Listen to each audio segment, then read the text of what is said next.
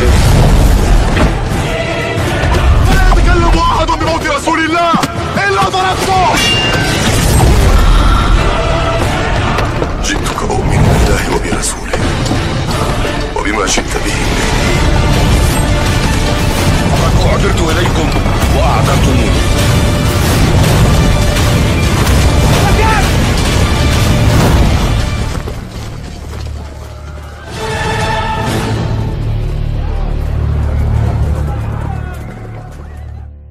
Para sahabat secara umum dan kepada para sahabat-sahabat yang mengikuti perang Badar secara khusus. Beliau menceritakan bahwasanya dia pernah mendengar Nabi Muhammad alaihi salatu wassalam bersabda, "Man sa'alallaha ta'ala syahadata bisidqin balaghahu Allahu manazila syuhada'i wa in mata ala firasihi." Yang artinya, siapa yang meminta kepada Allah Subhanahu wa taala agar dikaruniai mati syahid, dan dia memintanya dengan jujur, maka Allah Subhanahu wa taala akan menyampaikan orang tersebut kepada tingkatan derajat para syuhada sekalipun dia mati di atas tempat tidurnya. Hadis riwayat Imam Muslim. Hadis yang agung sekali, yang menunjukkan kepada kita tentang betapa pentingnya seseorang jujur. Dikatakan di sana, siapa yang meminta kepada Allah Subhanahu wa taala agar Allah Subhanahu wa taala menganugerahkan kepada dirinya mati syahid, dan dia memintanya dengan sejujur-jujurnya, dengan sebenar-benarnya, maka Allah Subhanahu wa taala akan menyampaikan orang tersebut kepada derajat syuhada walaupun dia mati di atas tempat tidurnya. Jemaah rahimani wa rahimakumullah, seorang muslim, mungkin diantaranya kita, terkadang terhalang untuk mengerjakan beberapa macam ketaatan. Saya ulangi, seorang muslim, mungkin termaksud diantaranya kita, terkadang terhalang untuk mengerjakan beberapa macam ketaatan. Terhalang bukannya enggan atau tidak mau. Dua hal ini sesuatu yang berbeda. Kalau terhalang untuk mengerjakan suatu ketaatan dan dia menginginkan untuk mengerjakan ketaatan tersebut dengan sebenar-benarnya, dan dia meminta kepada Allah Subhanahu wa taala agar Allah Subhanahu wa taala mampukan dirinya, tetapi mungkin sampai suatu saat, sampai dia wafat, Allah Subhanahu wa taala belum mampukan dirinya. Tetapi dengan sebab yang pertama, kesungguhannya, maka Allah Subhanahu wa taala akan sampaikan derajat orang tersebut seakan-akan dia telah mengerjakan amal. Ini sesuai dengan hadis yang dikeluarkan oleh Imam Bukhari dan Imam Muslim, di mana Nabi kita Nabi Muhammad alaihi salatu wasallam mengatakan, "Man hamma bihasanatin falam ya'malaha kataballahu hasanatan kamilatan." Dan ada seorang muslim yang dia bersungguh-sungguh untuk mengerjakan kebaikan, dia bersungguh-sungguh untuk atau ingin mengerjakan kebaikan, akan tetapi ada satu atau dua hal yang menyebabkan dia tidak sanggup untuk mengerjakannya. Maka apa kata Nabi kita Nabi Muhammad alaihi salatu wassalam? maka dia akan diganjar seakan-akan mengerjakan kebaikan tersebut dengan ganjaran yang sempurna. Maka jemaah rahimani wa rahimakumullah, siapa di antara kita yang kemudian mungkin ada halangan-halangan tertentu untuk mengerjakan suatu kebaikan, bukan tidak mau, mungkin halangan berupa harta, halangan berupa kesehatan, halangan berupa kesempatan. Berupa harta, dia tidak bisa mengerjakannya karena dia tidak memiliki harta. Berupa kesehatan, dia tidak bisa mengerjakannya karena dia terhalang dengan sebab fisiknya mungkin tidak sehat. Sebagaimana dia terhalang karena tidak memiliki kesempatan, harta memiliki, ya, kesehatan memiliki, tetapi kesempatannya dia tidak memiliki. Kita ambil satu contoh untuk menunjukkan tiga perbedaan ini. Ibadah haji, di mana ibadah haji kita sama-sama maklum memerlukan harta sebagai bekal ongkos untuk berangkat ke tanah haram. Memerlukan kesehatan karena ibadah haji adalah ibadah yang lama, memakan waktu sekian hari. Dan juga memerlukan kesempatan bagi seorang wanita yang dia memiliki harta, memiliki kesehatan, tetapi tidak memiliki mahram. Bukankah kesempatan untuk haji pada dirinya tertutup? Atas seseorang yang mengalami salah satu dari tiga hal tersebut, akan tetapi dia bersungguh-sungguh meminta kepada Allah Subhanahu wa ta'ala agar Allah Subhanahu wa ta'ala mampukan dia mengerjakan ibadah dengan permintaan yang sebenar-benarnya, maka niscaya Allah Subhanahu wa ta'ala akan memberikan derajat kepada dirinya sebagaimana derajat orang-orang yang beramal. Maka jemaah, sebenarnya antara seseorang yang tidak bisa beramal, saya ulangi sekali lagi, tidak bisa beramal, bukan tidak mau. Karena ganjaran seperti ini tidak diberikan kepada orang yang tidak mau beramal. Ada beda yang sangat jelas antara tidak mau dengan tidak bisa. Kembali kepada pembicaraan kita di awal, kalau kita cermati hadis ini, maka sungguh kita akan mengetahui betapa maha pengasih lagi maha penyayangnya Allah Subhanahu wa ta'ala. Seorang muslim yang beramal dengan seorang muslim yang tidak bisa beramal, tetapi dia meminta kepada Allah agar Allah mampukan dia beramal dengan sebenar-benarnya, maka bisa jadi dan sangat mungkin derajat mereka berdua sama di sisi Allah Subhanahu wa ta'ala. Maka sesungguhnya apa yang membedakan antara orang yang beramal dengan orang yang tidak beramal di dalam masalah ini? Tidak ada yang membedakannya. Yang membedakannya adalah apakah seseorang yang tidak bisa beramal dia betul-betul meminta kepada Allah Subhanahu wa ta'ala. Ada seorang tabi'in yang bernama Mutarif bin Syikhir rahimahullahu ta'ala. Allah Subhanahu wa ta'ala berikan kepada dia suatu halangan sehingga tidak bisa beramal. Saya tidak bosan mengatakan tidak bisa, agar jelas pada diri kita beda antara tidak bisa dengan tidak mau. Mutarif bin Syikhir, Allah Subhanahu wa ta'ala berikan kepada dia suatu halangan sehingga tidak bisa beramal. Tetapi dia berdoa senantiasa meminta kepada Allah Subhanahu wa ta'ala agar Allah Subhanahu wa ta'ala mampukan diri dia. Sebagian di antara murid-muridnya memperhatikan bahwasanya Mutarif bin Syikhir, gurunya ini, tidak kurang dari 20 tahun meminta sesuatu yang sama.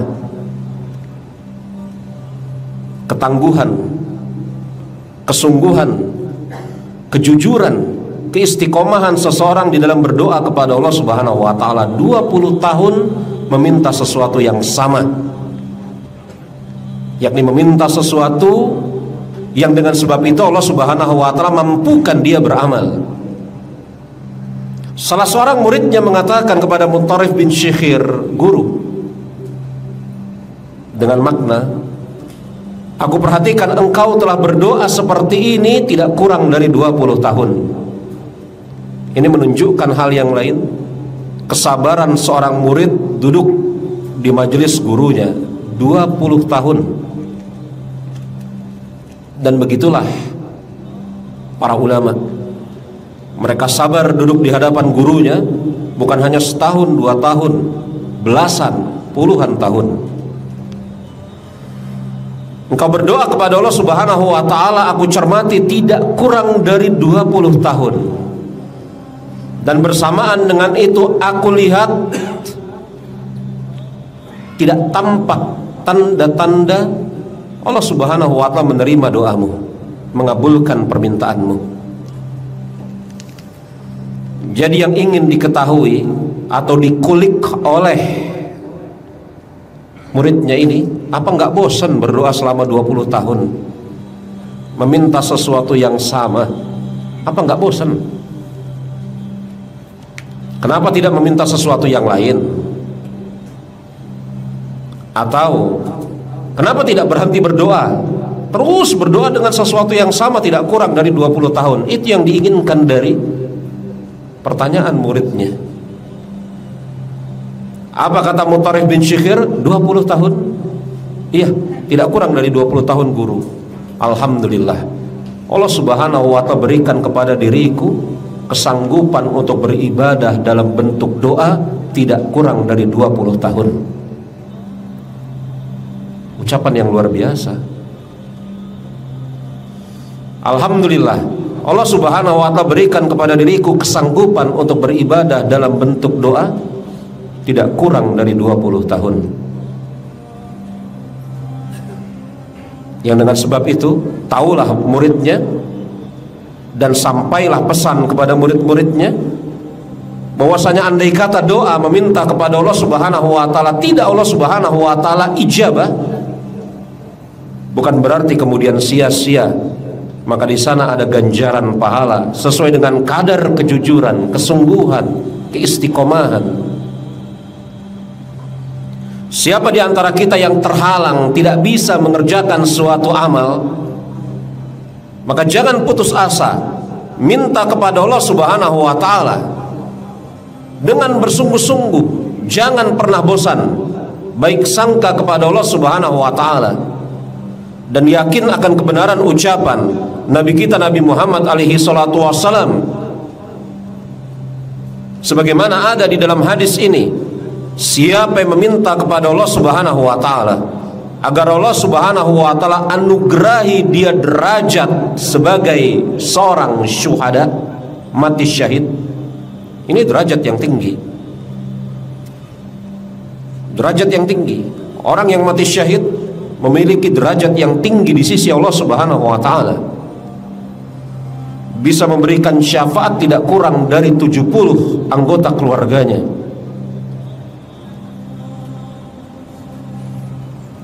Apa kata Nabi kita Nabi Muhammad alaihi salatu wassalam?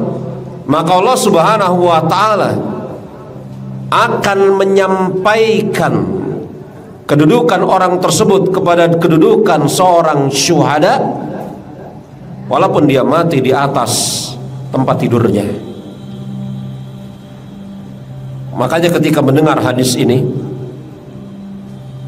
Umar bin Khattab radhiyallahu anhu mengatakan, siapa yang tidak pernah membisikkan di dalam hatinya keinginan untuk mati syahid, hendaklah dia mati dalam keadaan sebagai seorang penyembah berhala. Hadis yang kedua, hadis yang agung yang menjadi judul dari pembahasan kita di hari ini. Dari Abu Hurairah, semoga Allah Subhanahu wa taala meridhai beliau. Beliau berkata, bersabda Rasulullah sallallahu alaihi wasallam, "Ghazan nabiyyu minal anbiya'i salawatullahi wassalamuhu."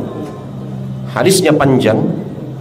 Saya bacakan, saya terjemahkan, langsung kita petik faidah-faidahnya.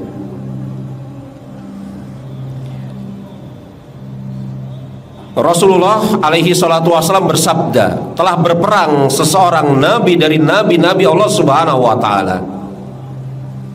Ini menunjukkan kepada kita bahwasanya syariat jihad, berperang di jalan Allah Subhanahu wa taala, bukan hanya syariat yang dikenal oleh kaum muslimin. Telah berperang seorang nabi dari nabi-nabi Allah Subhanahu wa taala. Nabi ini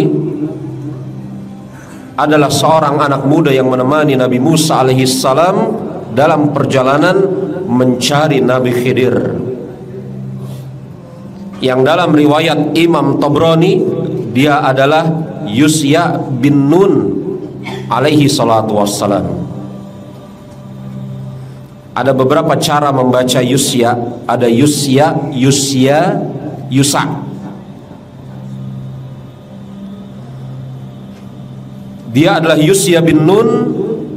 Semoga Allah Subhanahu wa taala memberikan salawat dan salam kepada beliau.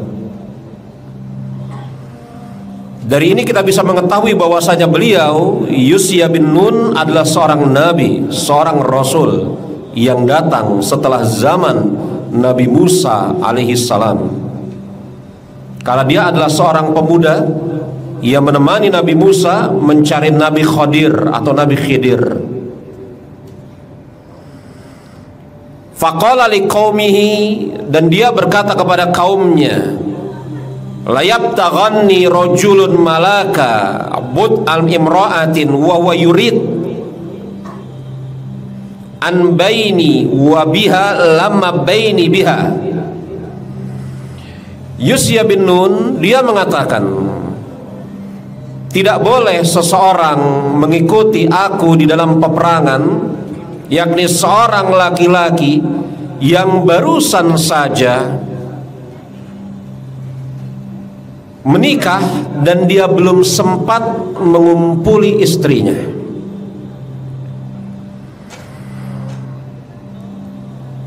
Wala ahadun bana buyutan lam yarfa'u suqufaha, dan tidak boleh ada seseorang di antara kalian mengikuti aku di dalam peperangan dan dia sedang membangun rumahnya belum menutupi atapnya, yakni sedang meninggikan bangunan tapi belum menutupi rumahnya dengan atap. Wala ahadun istara ghanaman aw khaliqatin wa huwa yanzuru auladaha, dan tidak boleh salah seorang di antara kalian mengikuti aku di dalam peperangan yang sedang menunggu hewan ternaknya melahirkan. Yakni Yusya bin Nun ketika hendak berperang, beliau mengumumkan bahwasanya tidak boleh seseorang di antara pasukannya mengikuti dia di dalam peperangan yang pertama yang baru menikah, belum sempat mencampuri istrinya, yang kedua yang sedang membangun rumah dan belum sempat menutupi rumahnya dengan atap, yang ketiga yang sedang menunggu hewan ternaknya melahirkan. Kenapa Yusya bin Nun alaihi salam memberikan persyaratan seperti ini? Dikatakan oleh para ulama semisal Imam An-Nawawi, agar seseorang yang pergi berjihad bersama beliau dalam keadaan fokus dan tidak tersibukkan pada perkara dunia. Kalau kemudian kita tarik faedah yang diberikan oleh Imam Nawawi tersebut kepada diri kita di hari ini, maka bisa kita katakan hendaklah seorang muslim ketika dia beribadah menghadap Allah Subhanahu wa taala, dia menghadap Allah Subhanahu wa taala dalam keadaan fokus dan tidak tersibukkan dengan urusan dunia. Andai kata ada urusan-urusan dunia yang bisa dia selesaikan sebelum dia menghadap Allah Subhanahu wa taala, beribadah kepada Allah Subhanahu wa taala, maka secepatnya dia selesaikan. Ini nasihat buat saya pribadi dan Anda semua sebagai para pedagang. Kita mengetahui bahwasanya waktu zuhur jam 12 kurang. Maka jangan bikin janji jam 11 ke atas. Jangan bikin janji jam 11 ke atas agar tidak tersibukkan. Kita sama-sama mengetahui terkadang janji jam 11 tidak datang jam 11, setengah 12. Sudah siap-siap hendak pergi menuju masjid, orang yang ditunggu belum datang. Naik ke lantai atas, dapat WA, saya sudah sampai. Buyar semua konsentrasi. Makanya kata Imam Nawawi rahimahullahu ta'ala, ini sebagai suatu wasiat agar seorang muslim menghadap Allah Subhanahu wa ta'ala, beribadah kepada Allah Subhanahu wa ta'ala dalam keadaan fokus, tidak tersibukkan dengan urusan dunia. Bayangkan jemaah rahimani wa rahimakumullah, apabila ada seseorang yang berjihad di jalan Allah dalam keadaan dia baru menikah, belum sempat mengumpuli istrinya, atau kemudian dia sedang membangun rumah, ini sebagai satu contoh, dia belum sempat menyempurnakan bangunan rumahnya, atau kemudian dia berjihad di jalan Allah dalam keadaan dia memikirkan hewan ternaknya yang hendak melahirkan. Maka dikatakan oleh Imam Nawawi, ini isyarat dari Nabi kita Nabi Muhammad alaihi salatu wassalam, bahwasanya agar seorang muslim ketika beribadah kepada Allah Subhanahu wa taala seharusnya fokus dan berusaha untuk meninggalkan berbagai macam urusan dunia. Demi Allah ya jemaah, urusan dunia sudah berusaha ditinggalkan saja masih nyangkut ketika kita beribadah, apalagi kalau kita tidak berusaha untuk meninggalkannya. Demi Allah, saya merasakan dan mungkin Anda merasakan,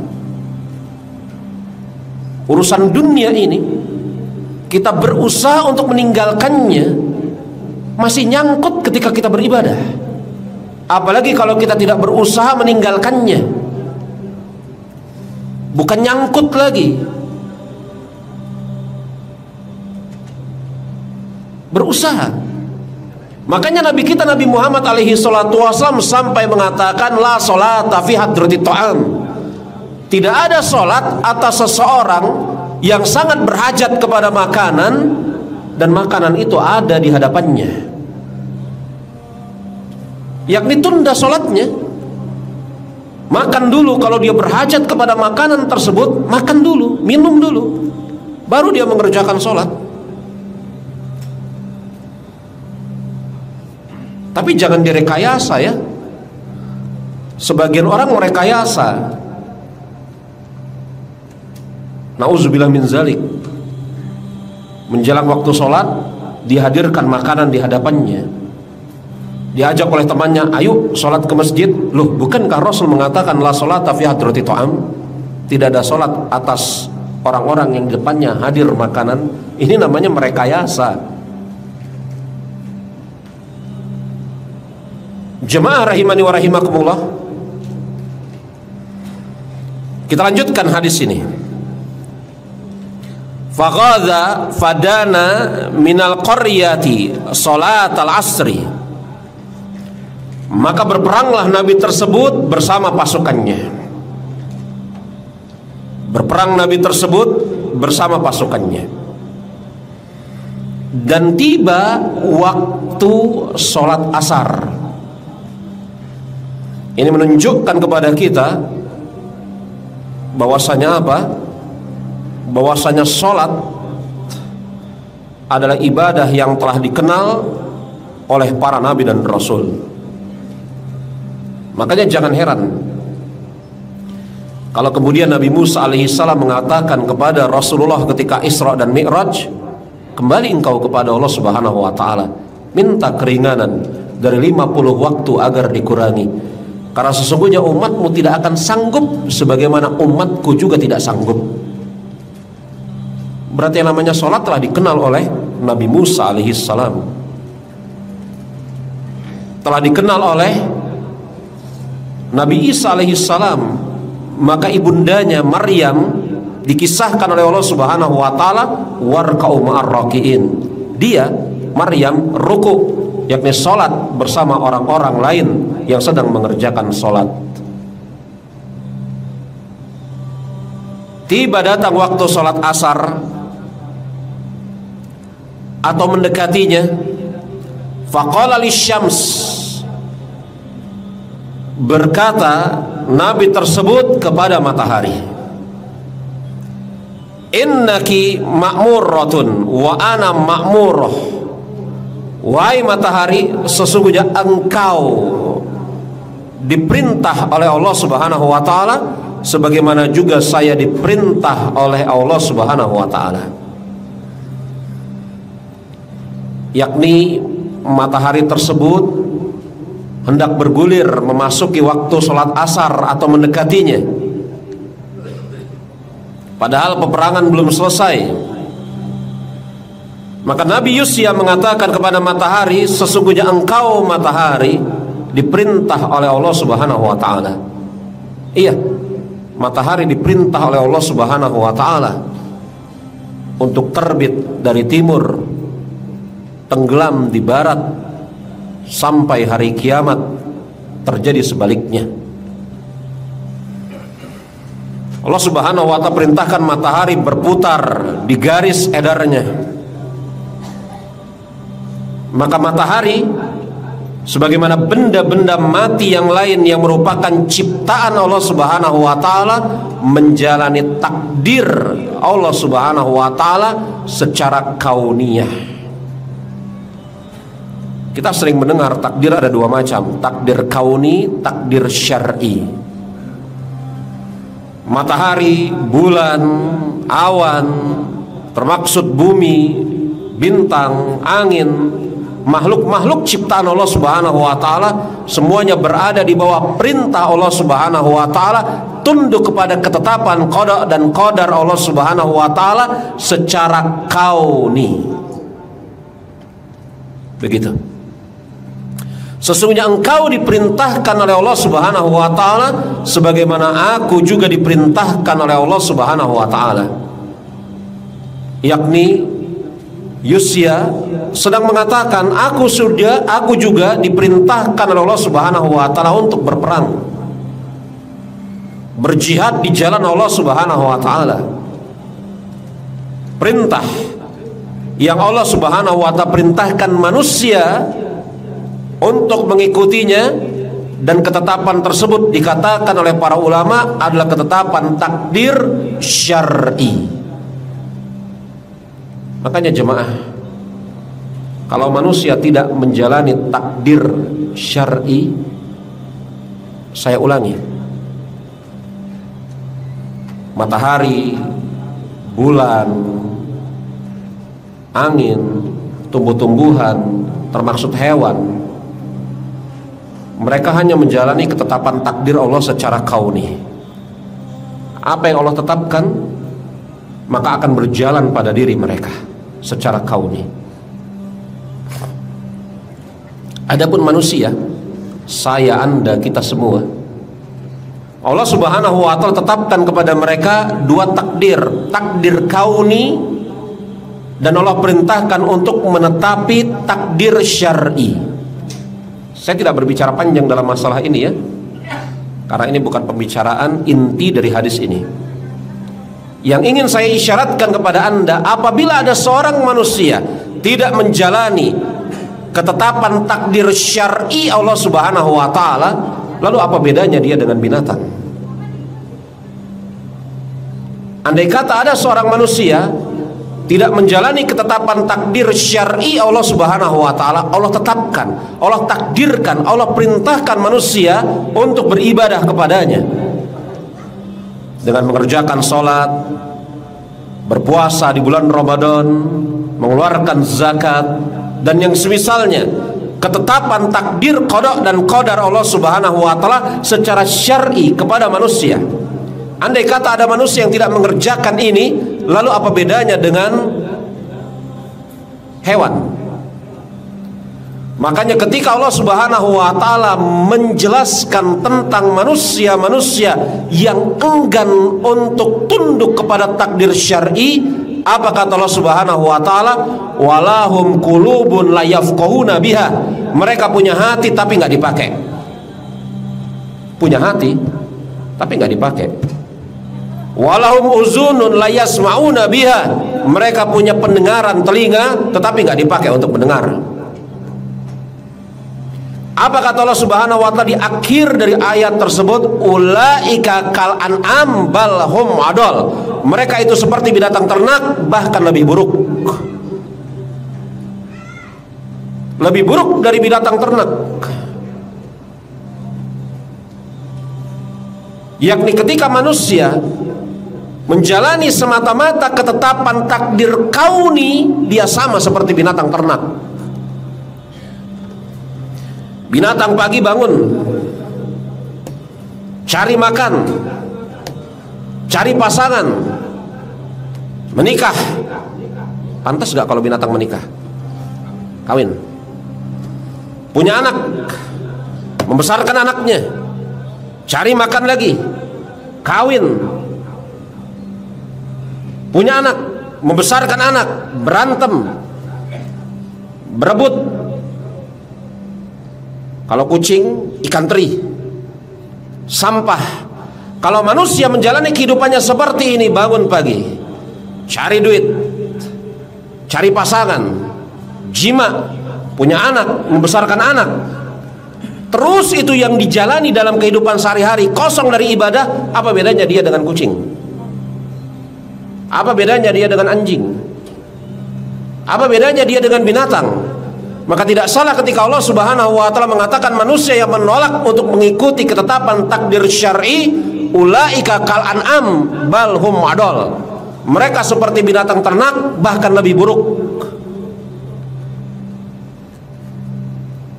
Maka jamaah, kalau ditanya manusia ini Allah Subhanahu wa taala muliakan dengan apa? Ada yang mengatakan dengan akal, dengan rasa, dengan ini, dengan itu. Maka jawaban yang paling benar, Allah Subhanahu wa ta'ala muliakan manusia dengan kemampuan mereka untuk beribadah. Itu.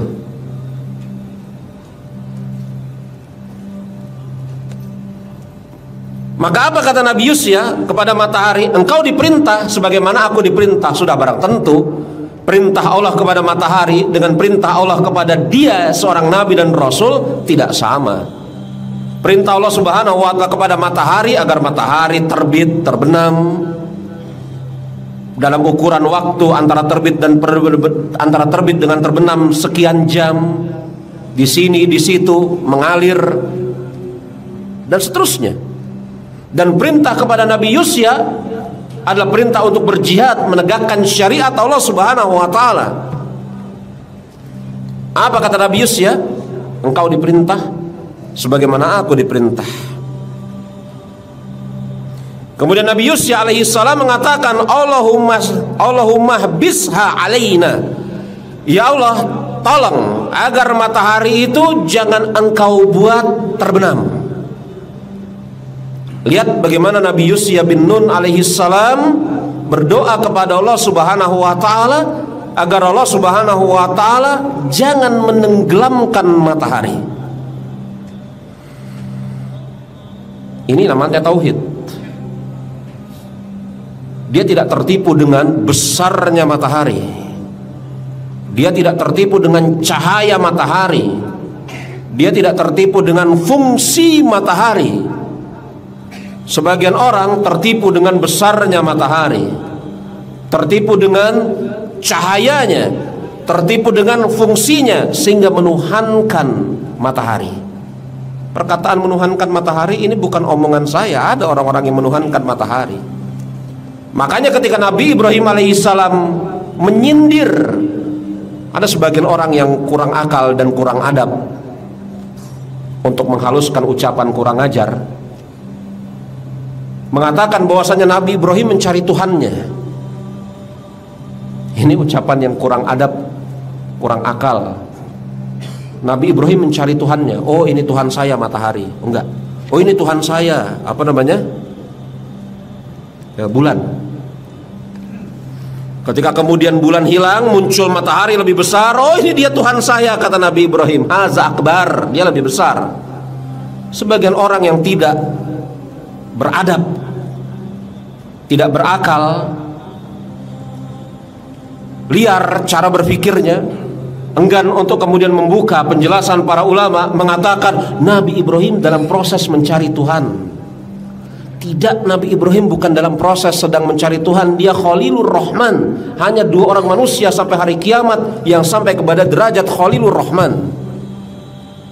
Dia, Ibrahim, dan Muhammad alaihi wassalatu wassalam. Nggak ada orang yang ketiga. Ini Nabi Ibrahim alaihissalam mengatakan, oh jangan ini Tuhan. Oh enggak, ini datang lagi yang lebih besar, ini matahari, lebih besar ini Tuhan. Ini bukan dalam rangka dia sedang bingung Tuhannya yang mana atau mencari Tuhannya, tetapi dia menyindir orang-orang yang ada di sekitarnya. Ada sebagian orang yang terfitnah dengan besarnya matahari, cahayanya, fungsinya, sehingga menuhankan matahari. Dan ini Nabi Yusya bin Nun alaihissalam mengatakan, engkau diperintah oleh Allah, aku diperintah oleh Allah, yakni engkau diperintah oleh Rabbmu, bukan Tuhan engkau, sebagaimana aku diperintah oleh Rabbku. Dan kemudian Nabi Yusya mengatakan, ya Allah, tahan dia agar jangan sampai tenggelam. Maka Allah subhanahu wa ta'ala menahan matahari tersebut di waktu asar hingga tidak tenggelam. Jadi sebagaimana ucapan para ulama, Imam Ibnu Asakir, ada dalam kehidupan manusia, rentang sejarah kehidupan manusia yang sehari tidak 24 jam. Kan harusnya 24 jam ya, sehari 24 jam. Mataharinya mentok di waktu asar. Jadi ada dalam sejarah kehidupan manusia satu hari tidak 24 jam. Tapi berapa jam? Imam Ibnu Asakir dalam Tarikh Dimashqi membawakan riwayat-riwayat yang menjelaskan pada saat itu Allah subhanahu wa ta'ala tahan matahari di waktu asar yang sekadar 3 hari 3 malam. Jadi mataharinya diem aja di sana. Berapa jam? Sejam, 2 jam, 3 jam, 72 jam. Jadi ada kehidupan manusia satu hari satu malamnya bukan 24 jam, tetapi 24 dikali 4. Kok dikali 4 Ustaz? Loh iya kan yang satu sudah, kemudian ditahan 3 hari. 24 dikali 4. Diam saja matahari. Sehingga kemudian Nabi Yusya bersama pasukannya bisa kemudian yakni apa? Menyelesaikan peperangannya. Karena perang zaman dahulu kala, dan ini memang adab di dalam peperangan, tidak dikerjakan di waktu malam. Ini adab di dalam peperangan. Kaum muslimin kalau kita buka kitab-kitab jihad, kitab-kitab masalah peperangan, maka para nabi dan rasul, termaksud nabi kita, termaksud para sahabat, ketika datang waktu malam mereka diam, tidak melanjutkan peperangan, dan mereka tidak memulai penyerangan di waktu gelap. Mereka tunggu dahulu matahari terbit baru menyerang. Ini memang laki-laki ini, perang terang-terangan ini ya, nggak sembunyi-sembunyi, perang terang-terangan. Jadi andai kata kemudian yakni apa? Matahari itu terbenam sebelum menyelesaikan peperangan, kan tertunda. Maka Nabi Yusya diilhamkan oleh Allah Subhanahu wa ta'ala berdoa kepada Allah, ya Allah, tolong tahan matahari tersebut, diam matahari tersebut, yang dibawakan oleh Imam Ibnu Asakir 3 hari 3 malam di situ. Setelah selesai Yusya bin Nun melakukan peperangan, Allah Subhanahu wa ta'ala berikan kemenangan, maka matahari itu berjalan lagi, tenggelam. Dan di malam harinya Nabi Yusya bin Nun mengumpulkan ghanimah, harta rampasan perang. Di malam harinya Nabi Yusya bin Nun mengumpulkan ghanimah, harta rampasan perang. Dikatakan oleh Nabi kita Nabi Muhammad alaihi salatu wassalam, hatta fatallahu alaihi, Allah Subhanahu wa ta'ala berikan kemenangan kepada Nabi Yusya, fajjama ghanaim, dan dia mengumpulkan ghanimah. Ghanimah dikumpulkan, harta rampasan perang dikumpulkan. Dan Nabi Yusya bin Nun berdoa kepada Allah Subhanahu wa ta'ala agar Allah Subhanahu wa ta'ala menurunkan api untuk membakar ghanimah tersebut. Karena jemaah, harta rampasan perang tidak dihalalkan oleh Allah Subhanahu wa ta'ala kecuali kepada kaum muslimin. Mulai dari zaman Nabi Nuh sampai zaman Nabi Isa alaihissalam, Nabi Isa tidak ada riwayat peperangan. Sampai zaman Nabi Musa alaihissalam ada riwayat peperangan. Allah Subhanahu wa ta'ala haramkan harta rampasan perang kepada mereka. Harta rampasan perang ghanimah itu hanya Allah Subhanahu wa ta'ala halalkan kepada kaum muslimin. Lalu bagaimana caranya harta rampasan perang yang dapat ini diapakan? Maka dikatakan oleh Rasulullah, Nabi Yusya mengumpulkan harta rampasan perang tersebut di salah satu di antara tanah lapang dan berdoa kepada Allah Subhanahu wa ta'ala agar Allah Subhanahu wa ta'ala mendatangkan api, petir dari arah langit. Tetapi tidak kunjung datang api tersebut. Tidak kunjung datang api tersebut. Maka berkata Nabi Yusya bin Nun, inna fikum ghululan, sesungguhnya ada di antara kalian yang menyembunyikan harta rampasan perang. Maka hendaklah pemuka-pemuka kaum datang kepada diriku dan bersumpah, berbaiat. Maka datang pemuka-pemuka kaum yang mengikuti peperangan bersama Nabi Yusya, berbaiat kepada Nabi Yusya dengan memegang tangan Nabi Yusya. Kumpul tangan-tangan banyak.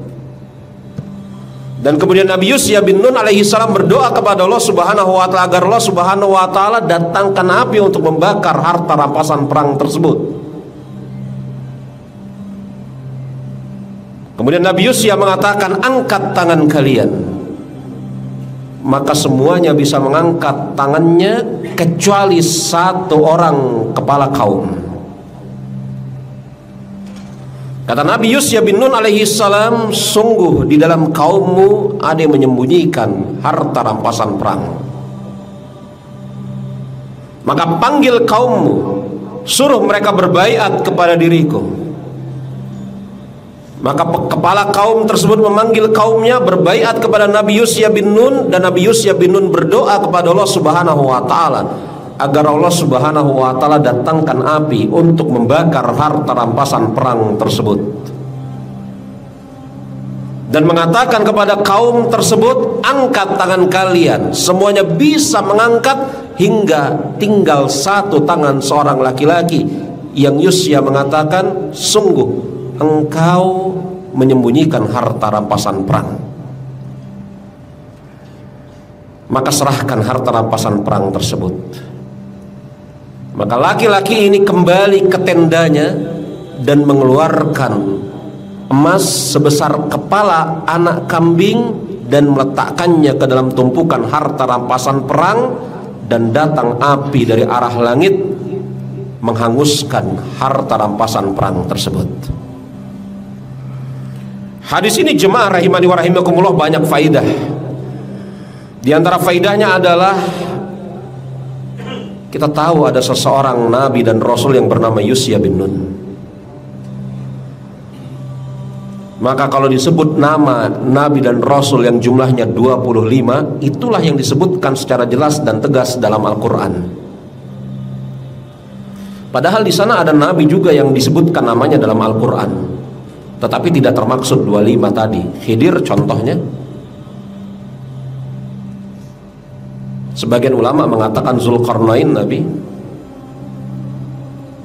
sebagian ulama mengatakan Ashabul Kahfi nabi. Tapi di dalam hadis kita jumpa ada nama Nabi Yusya, ada nama Nabi Daniel, dan yang lainnya. Kita mendapatkan faidah dari hadis ini, ada seorang nabi yang namanya Yusya bin Nun alaihissalam, dan dia adalah anak muda yang menemani Nabi Musa mencari Nabi Khidir. Dari hadis ini kita mendapatkan pelajaran agar seorang muslim ketika masuk untuk mengerjakan peribadatan kepada Allah Subhanahu wa taala seharusnya menjauhkan diri atau menyingkirkan hal yang bisa mengganggu kekhusyuannya. Makanya apa yang dikatakan oleh imam di masjid sholat kita ini, matikan HP atau silentkan, itu adalah ajakan yang bagus. Karena bayangkan kalau kemudian Anda sholat, HP Anda berdering, bukankah Anda langsung hilang fokusnya? Kalau cuman Anda yang hilang fokusnya, itu masih kecil dibanding jemaah sekian banyak hilang fokusnya gara-gara mendengarkan suara HP Anda. Iya kan? Matikan HP-nya atau silentkan. Kita singkirkan hal-hal yang bisa mengganggu kekhusyuan kita di dalam ibadah sebisa mungkin. Walaupun tidak mungkin bisa 100%, tidak mungkin. Hadis ini juga menunjukkan kepada kita faidah yang lain, bahwasanya ghanimah tidak Allah Subhanahu wa taala halalkan bagi umat selain umat Islam. Hadis ini juga menunjukkan kepada kita mukjizat Allah Subhanahu wa taala kepada para nabi dan rasul. Jadi para nabi dan rasul Allah Subhanahu wa taala berikan mukjizat. Dan hadis ini juga menunjukkan kepada kita bahwasanya sepanjang hidup dan kehidupan manusia hanya satu orang yang menerima mukjizat ini, yakni menahan gerak matahari. Tidak ada orang yang kedua. Bahkan nabi kita tidak Allah berikan mukjizat ini. Ini bukan berarti nabi kita kedudukannya lebih rendah daripada Yusya, tidak. Karena mukjizat terbesar sepanjang zaman Al-Quran Allah berikan kepada nabi kita. Kan begitu ya. Al-Quran itu mukjizat terbesar sepanjang zaman. Anda tidak bisa lihat matahari diam menjadi waktu asar, nggak bisa lihat. Sekarang Anda nggak bisa lihat. Anda tidak bisa lihat orang-orang yang dihidupkan kembali oleh Nabi Isa. Anda tidak bisa lihat. Sehebat apapun Anda mencari laut yang dibelah oleh Nabi Musa, Anda tidak bisa lihat. Tapi mukjizat Rasulullah berupa Al-Quran banyak tuh di hadapan kita, berapa puluh di belakang kita, di luar sana. Mukjizat Allah Subhanahu wa taala kepada nabi kita berupa Al-Quran ada sampai hari kiamat. Ya. Makanya kita katakan, walaupun ini diberikan oleh Allah kepada Nabi Yusya, tidak kepada Nabi Muhammad alaihi salatu wasallam, bukan menunjukkan kedudukan nabi kita lebih rendah daripada Yusya, tidak. Bahkan mukjizat terbesar Al-Quranul Karim Allah berikan kepada hambanya yang terpilih. Hadis ini juga menunjukkan kepada kita bagaimana kecurangan seseorang itu bisa membawa pengaruh pada satu kaum. Orang tersebut curang, menyembunyikan harta rampasan perang di tendanya, maka kepala kampungnya tidak bisa mengangkat tangan. Padahal bukan kepala kampungnya yang melakukan. Dan bukankah kemudian kita pernah mendengar hadis bahwasanya kecurangan atau garis miring pelanggaran terhadap syariat, menyembunyikan harta rampasan perang, pelanggaran syariat? Bukankah kita pernah mendengar yakni pelanggaran syariat menyebabkan apa? Menyebabkan datangnya musibah. Kalau kemudian hendak dibayangkan, memang para ulama berbeda pendapat, apakah ini musibah atau sebenarnya nikmat. Ada sebagian ulama mengatakan ini musibah, yakni apa? Allah Subhanahu wa ta'ala berikan kepada Rasulullah pengetahuan pasti kapan datangnya Lailatul Qadar. Maklum itu? Karena dengan sebab kemudian dua orang sahabat bertengkar di depan pintu, Allah Subhanahu wa ta'ala jadikan Rasulnya lupa malam Lailatul Qadar itu kapan. Ada sebagian ulama mengatakan ini musibah, ada sebagian ulama mengatakan ini nikmat. Tapi jelas Rasul tahu. Apa kata Rasulullah? Tidak dengan sebab ini Allah Subhanahu wa ta'ala utus aku. Sesungguhnya aku telah diberitahu oleh Allah Subhanahu wa ta'ala kapan malam Lailatul Qadar, tetapi dengan sebab pertengkaran kalian Allah Subhanahu wa ta'ala jadikan aku lupa. Maklum hadisnya riwayat Imam Muslim. Bagaimana kemudian kecurangan, pelanggaran syariat yang dilakukan oleh seseorang itu bisa membawa pengaruh kepada kaum muslimin secara umum. Makanya menukil ucapan seorang dai yang tenar rahimahullahu ta'ala, dan ucapan beliau benar. Ini orang yang zina kan saya, yang mabuk saya. Pernah dengar mungkin anda ya dai itu? Iya betul, sahih. Kiai Haji Zainuddin MZ rahimahullahu ta'ala, dia pernah mengatakan, ada orang dinasehati, yang mabuk saya, yang zina saya, ente ngapain repot-repot nasehatin saya? Dengan gayanya khas ya beliau rahimahullahu ta'ala mengatakan, kalau kemudian musibah itu Allah Subhanahu wa ta'ala timpakan kepada dirimu, ya saya nggak pusing. Tapi bisa jadi musibah itu menimpa dirimu dan kita semua. Maka dengan sebab itu saya menegakkan amar ma'ruf nahi munkar. Kira-kira gitulah ucapan beliau rahimahullahu ta'ala. Ini ucapan beliau ini benar di titik ini. Betul. Dan ini juga menunjukkan kepada kita mukjizat Allah Subhanahu wa ta'ala, mukjizat Nabi Yusya bin Nun, kuasa Allah Subhanahu wa ta'ala. Allah Subhanahu wa ta'ala sanggup kemudian mengerjakan apa yang dia kehendaki, menjadikan matahari diam di tempatnya. Allahu a'lam bissawab. Udah lewat ternyata ya. Baik, ada yang mau ditanya saya persilahkan.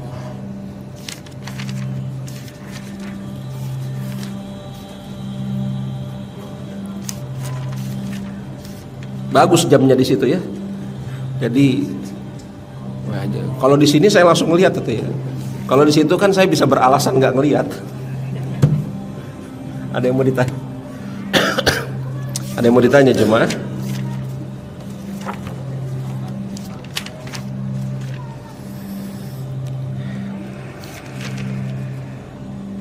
Kalau tidak ada, kita cukupkan pembahasan kita sampai hadis ini. Insyaallah ta'ala pada kesempatan yang berikutnya ya, kita akan lanjutkan pembahasan kita dari kitab Riyadhus Shalihin insyaallah ta'ala. Kita tutup dengan mengucapkan subhanakallahumma wa bihamdika asyhadu an la ilaha illa anta astaghfiruka wa atubu ilaik. Wa akhiru da'wana alhamdulillahirabbil alamin. Assalamualaikum warahmatullahi wabarakatuh.